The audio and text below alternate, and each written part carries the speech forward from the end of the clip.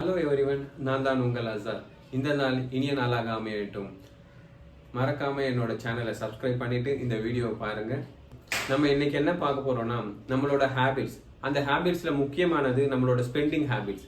நம்மளோட ஸ்பெண்டிங் ஹேபிட்ஸ்னா என்னன்னா, நம்மளுக்காக நம்ம செலவு பண்ற விஷயங்கள். ஸோ இப்போ பார்த்தீங்கன்னா நம்மளும் இருப்போம், நம்மளோட ஃப்ரெண்ட்ஸும் இருப்போம். ஸோ நம்ம வீட்டில் பார்த்தீங்கன்னா சொல்லுவாங்க, இந்த செலவெல்லாம் நீங்கள் கம்மி பண்ணுங்க, இதெல்லாம் அதிகப்படுத்தாதீங்க, ஏன் இப்படி பண்ணுறீங்க அப்படி பண்ணுறீங்க அப்படின்னு சொல்லி கேட்பாங்க. பட் நம்ம உடனே ஒரு கம்பேரிசன் எடுத்துகிட்டு வருவோம். நானாச்சு ஒரு மாதத்துக்கு 10,000 தான் செலவு பண்ணுறேன், இவனை பாரு இவ்வளோ செலவு பண்ணுறான், அவனை பாரு இவ்வளோ செலவு பண்ணுறான் அப்படின்னு சொல்லிட்டு சொல்லுவோம் ஒரு கம்பேரிசன். பட் அது ரொம்ப ரொம்ப ரொம்ப தப்பு. இப்போ ஈவன் நீங்கள் நம்ம சர்க்கிள்லேயே நல்ல வசதியானவங்களும் இருப்பாங்க. அவங்க பார்த்தீங்கன்னா அவ்வளோ செலவு பண்ணுவாங்க.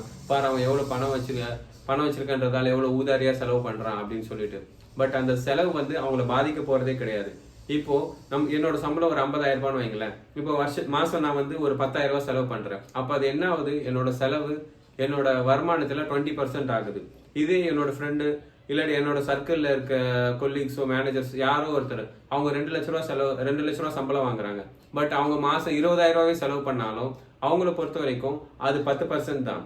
ஸோ நம்ம எப்பவுமே நம்மளோட செலவை வந்து நம்மளுக்கான வருமானத்தோட கம்பேர் பண்ணணுமே தவிர்த்து வேற எதுவுமே பண்ணக்கூடாது. இப்போ நீங்க நிறைய ரிச் பீப்புள்ஸ் பார்ப்பீங்க. அவங்க பார்த்தீங்கன்னா வருஷம் வருஷம் ஒரு கார் வாங்குவாங்க, வருஷம் வருஷம் எதுனா ஒரு ஃபேமிலி டூர் போவாங்க. பட் அவங்க ரிச்சாவே இருப்பாங்க. ஏன்னா அவங்களோட பணம் வந்து பார்த்தீங்கன்னா அவங்க செலவுக்கு ரொம்ப சம் பர்சன்டேஜ்ல தான் இருக்கும். பட் அதுவே நம்ம முடிவு பண்ணோம் அப்படின்னா நம்மளோட வருமானம் கம்மி, ஆனா நம்மளோட செலவு அதிகமா இருக்கு. ஸோ எப்பவுமே ஒரு ஹேபிட், அந்த பழக்கம், அந்த செலவு பண்ற பழக்கத்தை வந்து மற்றவங்களோட கம்பேர் பண்ணவே பண்ணாதீங்க. நீங்க கம்பேர் பண்ணணும்னா அது உங்களோட வருமானத்தோட கம்பேர் பண்ணணுமே தவிர்த்து, இல்ல இவங்க இந்த மாதிரி ட்ரெஸ் பண்றாங்க, இவங்க இந்த மாதிரி நகை வாங்குறாங்க, இவங்க இந்த மாதிரி போன் வச்சிருக்காங்க அப்படின்னு எப்பவுமே வாங்கிடாதீங்க. அது கண்டிப்பா உங்களுக்கு வந்து ஒரு ஆபத்துலயோ உங்களை ஒரு கடன்லயோ போய் தள்ளுமே தவிர்த்து வேற உங்களை எப்பவுமே காப்பாத்தாது.